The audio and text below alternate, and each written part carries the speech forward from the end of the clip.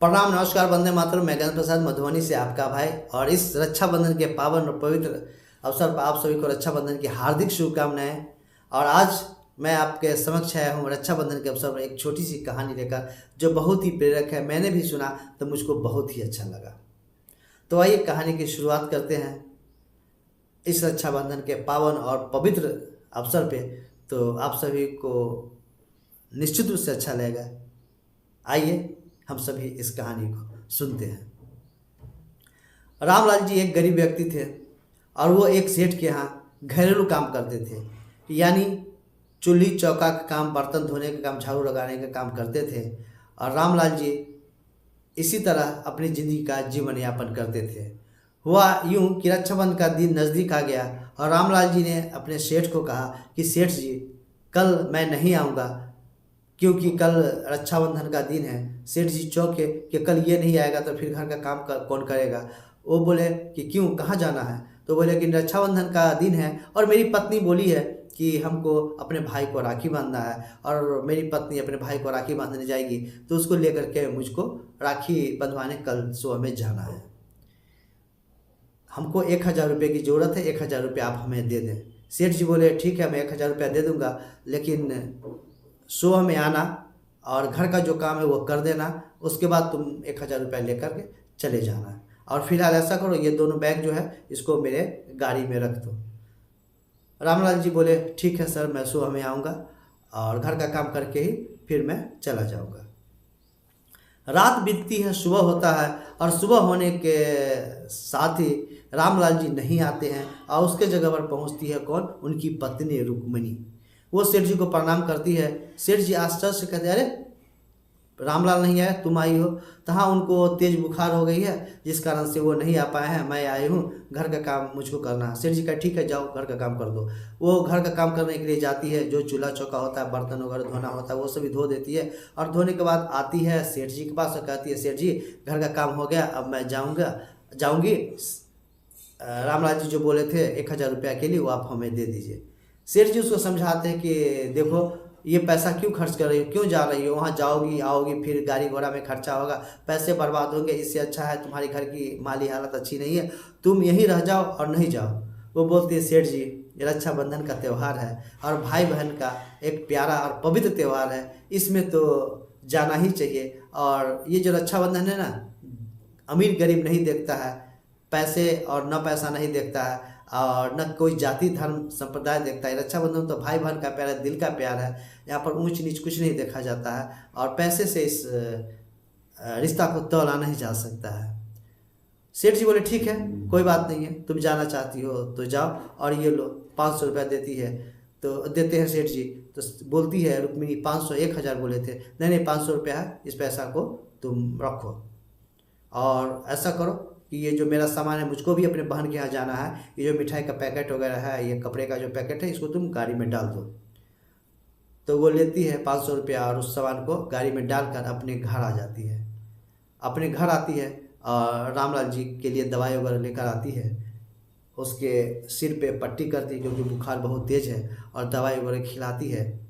इसी क्रम में वो देखती है कुछ कि एक व्यक्ति घर में आए और उसको देख करके अचानक सभी चौंक जाते हैं। इस बात को मैं बाद में बताऊंगा कि कौन व्यक्ति आए थे। इधर होता है क्या कि जब सेठ जी का सामान रुक्मिणी जी गाड़ी में डाल देती है और सेठ जी जब गाड़ी के पास पहुंचते हैं तो सोचते हैं चलो बहन को फ़ोन कर देते हैं कि मैं आ रहा हूं। और जब बहन को वो फ़ोन करते हैं तो बहन तो फ़ोन उठाती नहीं है, और 2-3 दिन के बाद जब उठाती है तो कहती है बोलो क्या बात है। और इसलिए कि उस बहन को कहीं ना कहीं अपने ससुराल के पैसा का घमंड था और सेठ जी से भी बहुत ज़्यादा पैसे वाले उसके बहन थे। तो बहन को कहते हैं सेठ जी कि मैं रक्षाबंधन के लिए मैं तुम्हारे पास आ रहा हूँ। तो देखो, तुम रक्षाबंधन में पिछली बार आए थे तो अच्छा गिफ्ट नहीं दिए थे, जिस कारण से मेरे ससुराल में बहुत बदनामी हुई। सो इस बार तुम्हारे जीजा जी अपने बहन के यहाँ जा रहे हैं, मैं उन्हीं के साथ जा रहा हूँ, तुम इस बार छोड़ दो, अगले बार कभी आ जाना। इसको दिल में बहुत ही दर्द होता है क्योंकि अभी अभी रुक्मिणी जी रक्षाबंधन के विषय में बताई कि ऊंच नीच की कोई बात नहीं है, पैसे से को तोला नहीं जाता है, भाई बहन के प्यार का ये रिश्ता निभाने का त्यौहार है। और अभी इसकी अपनी बहन से सुन रहा है कि पिछली बार रक्षाबंधन में अच्छा गिफ्ट नहीं दिए, जिस कारण से वो दुखी है। बहुत दुख होता है इसको, और यह जाने का प्रोग्राम कैंसिल कर देता है और गाड़ी को घुमाता है किधर, रामलाल जी जो उसके स्टाफ है, नौकर है घर के, उसके घर की ओर घुमाते हैं।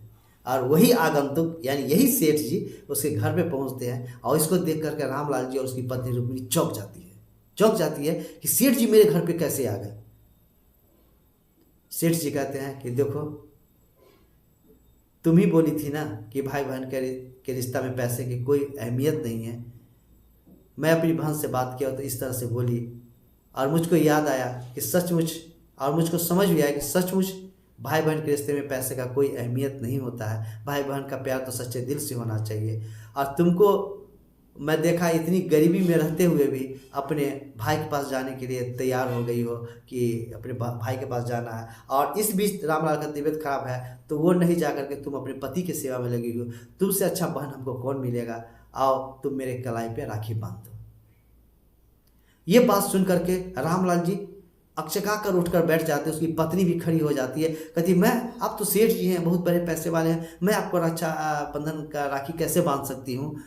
तो सेठ जी मुस्कुराने लगते, कहते अभी अभी तुम हमको बताई थी ना कि इसमें पैसे का कोई अहमियत नहीं, बड़ा छोटे का कोई महत्व नहीं, धनी गरीब का कोई महत्व नहीं है, और तुम अभी हमको कह रही हो, लो मैं राखी भी खरीद कर लाया हूँ, चलो मुझको बांधो।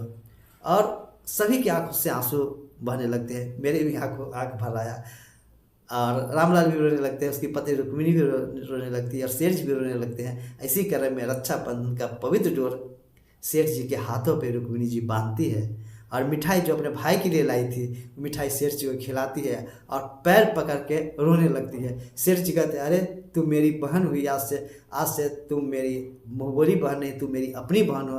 अब तुम इसके लिए अब रोने की कोई ज़रूरत नहीं है, तुम मेरी सबसे अच्छी और प्यारी बहन हुई हो, चलो। और इसी बीच क्या हुआ कि रामलाल के सिर पे जो पट्टी डालकर जो पानी दिया जाता है बुखार का, अचानक इसके बुखार का भी कमाल हो गया, काम तमाम हो गया, यानी बुखार भी समाप्त हो गया। रामलाल जी अपने आप को स्वस्थ महसूस करने लगे। अब फिर सबों ने मिलकर भोजन किया, क्योंकि रुक्मिणी जी आग्रह की कि भैया आप मेरे घर में पहली बार आए हो, आप भोजन करो। वो कहेगी पहली बार क्या, आप तो मैं बार बार आऊँगा और तुम्हारे हाथों का भोजन करूँगा। अब भोजन किए, भोजन भी बहुत स्वादिष्ट और अच्छा बना था। सबों ने भोजन खाया करने के बाद सेठ जी कहते हैं कि रुक्मिणी से तैयार हो जाओ, और रामलाल को भी बोलते हैं कि तैयार हो जाओ क्योंकि हम लोगों को निकलना है। रुक्मिणी कहती कहाँ निकलना है, कह रहे तुम तो भैया के यहाँ जाने वाली थी ना अपने मायके रक्षाबंधन के लिए, राखी बांधने के लिए, तुम तैयार हो जाओ और चलो मेरे साथ, तुमको अपने भाई के पास मैं ले चलता हूँ। और उस गाड़ी से सेठ जी जिस गाड़ी से अपने बहन के यहाँ जाने वाले थे रक्षाबंधन के लिए, वहाँ नहीं जा कर के अपने स्टाफ रामलाल और उसकी पत्नी को लेकर के, क्योंकि वो पत्नी तब इनकी बहन हो चुकी थी, उसको लेकर के जाते हैं रामलाल जी के ससुराल यानी रुक्मिणी जी के नैहर, और वहाँ जाकर के रक्षाबंधन का त्यौहार में शामिल होकर के अपने आप को सहयोग करके ये एक सुखद अनुभव करते हैं और परमात्मा का धन्यवाद देते हैं। परमात्मा आज तुम मुझे इतना प्यारी बहन दी हो, ऐसी स्थिति बनाए रखना, और इस तरह परमात्मा को धन्यवाद देकर के अच्छे कर्म उसके द्वारा हुए, बहुत खुश हुए और सबों ने खुशी का अनुभव किया।